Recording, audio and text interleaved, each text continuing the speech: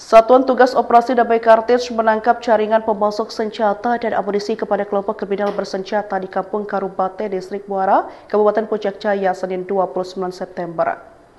Kepala Operasi Damai Kartens Brigjen Faizal Ramdhani menyebutkan ada sejumlah barang bukti berupa amunisi yang ditemukan aparat dalam penangkapan tersebut.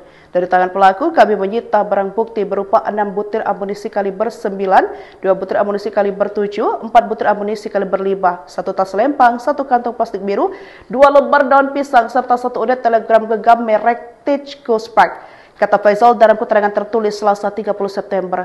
Dalam operasi tersebut, aparat mengamankan 2 anggota KKB, yakni Erek Enumbi alias Udara dan Hugon alias Yamil Terborib. Dari keduanya, Hugon Gire alias Yemi Terborib tertangkap tangan membawa amunisi. Berdasarkan pengakuan mereka, amunisi itu rencananya akan diserahkan kepada KKB Tedus Enumbi alias Tesco yang juga beroperasi di wilayah Puncak Jaya.